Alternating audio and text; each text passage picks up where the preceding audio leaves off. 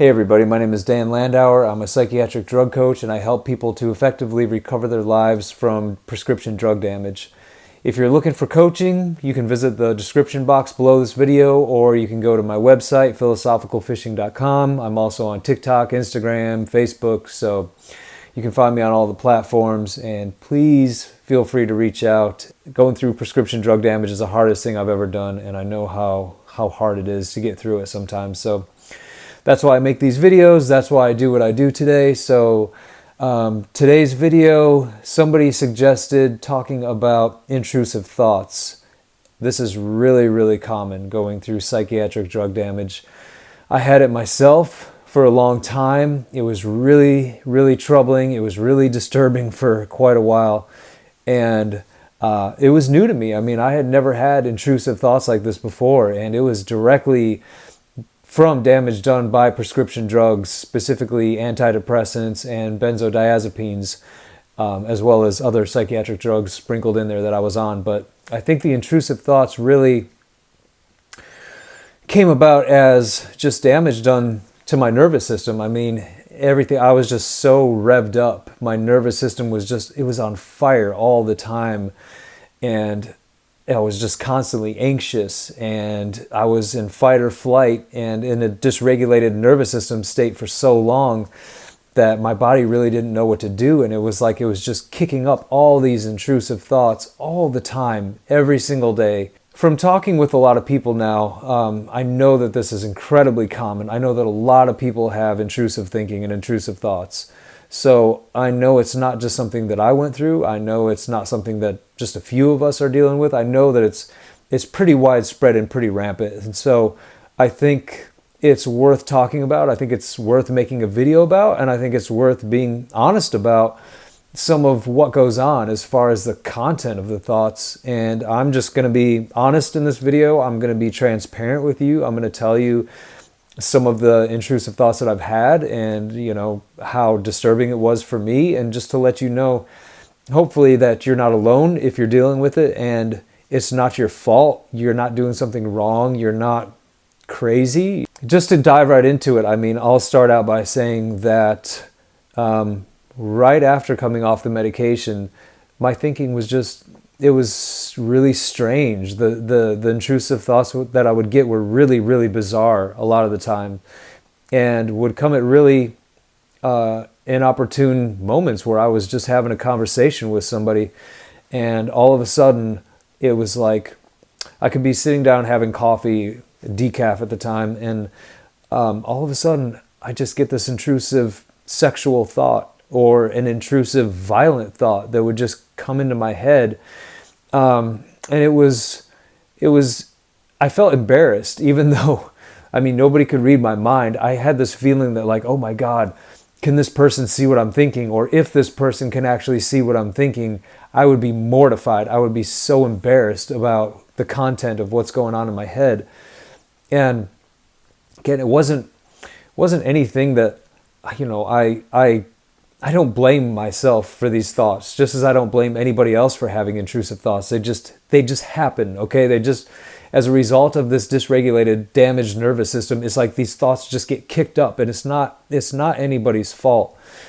But yeah, the content of the thoughts were very disruptive and very disturbing to me, oftentimes. And I can remember specific instances of just being together with somebody or in a small group, and I would start to think about something. It was just like, it's not even like I would start to think about it. It's just like the thought would just like descend upon me. It's just like it would explode in my head as this crazy, like I said, a lot of times like inappropriately sexual or just bizarre or sometimes violent.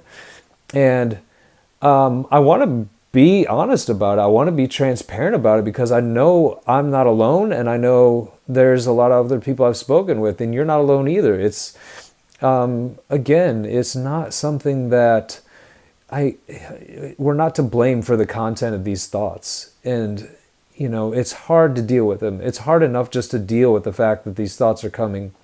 We don't need to make it harder by being hard on ourselves and, you know, shaming ourselves for having this.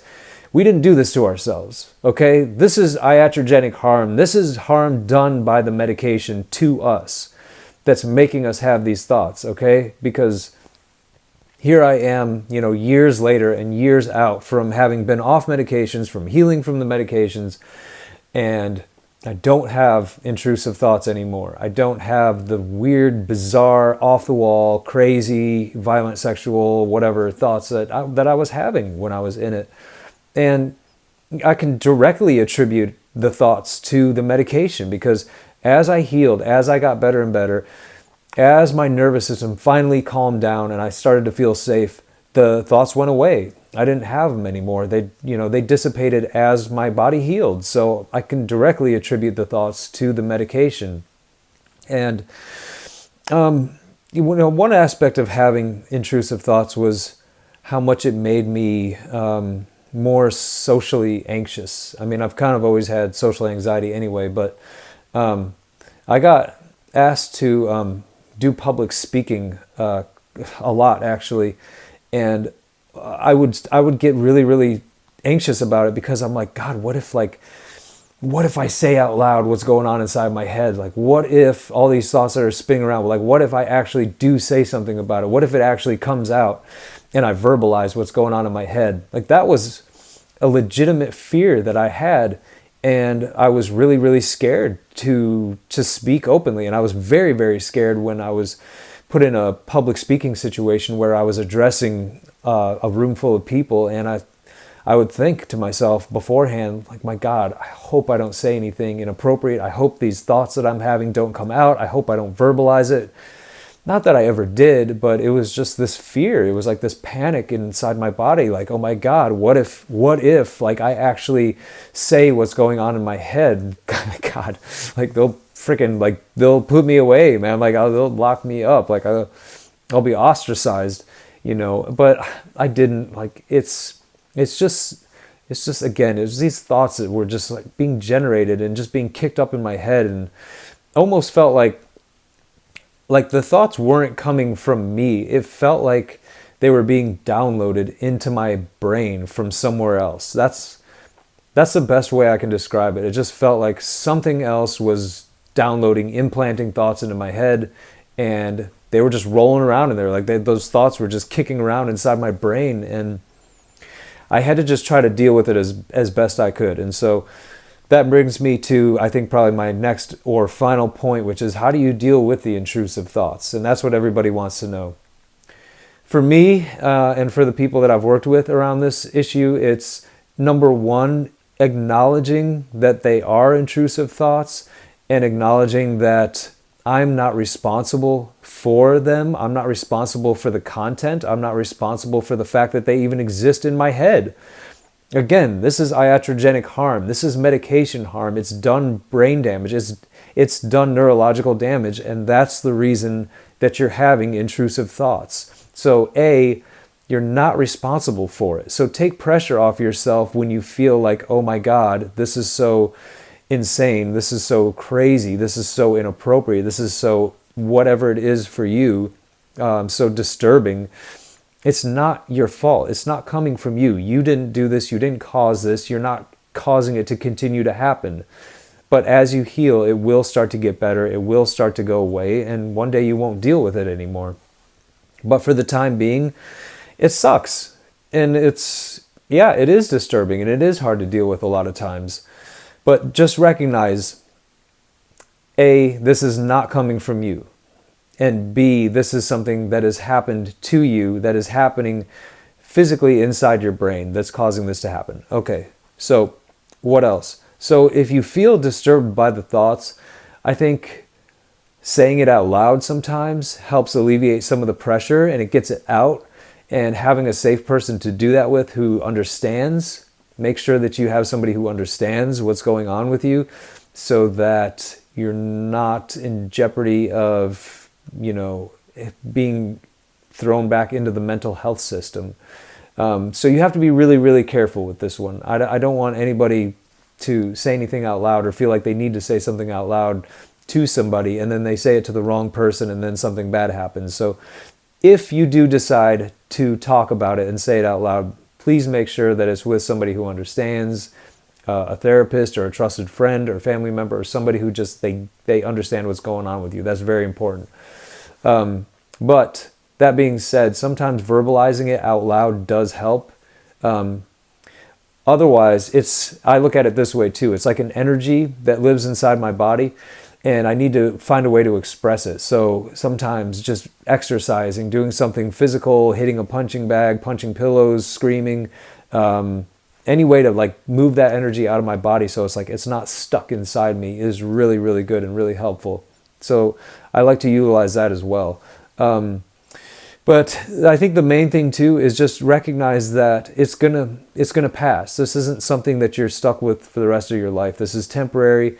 It's going on well. You're healing well. You're still, your brain is trying to rewire, and the neurological issues that you've had from the medication damage are trying to resolve. So just recognize that it's your brain. It's your brain kicking up these thoughts. It's not you. It will pass.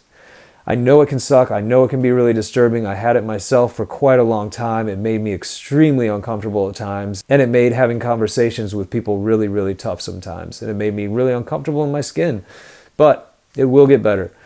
So I hope I said something in this video to help you. I hope that you don't feel alone with intrusive thoughts. I hope that you recognize that it's not you. Be gentle with yourself. Be patient with yourself. Don't beat yourself up. You're already going through one of the hardest things a human being can ever go through. So be gentle. Be kind to yourself. I love you guys, as always. If there's something else, another piece of content that you'd like to see me make, or a subject you'd like to see me talk about, leave me a comment, email me, philosophicalfishing@gmail.com. Again, if you're looking for coaching, you can go to my website or visit the description box below this video. I love you guys. I'll see you in the next video.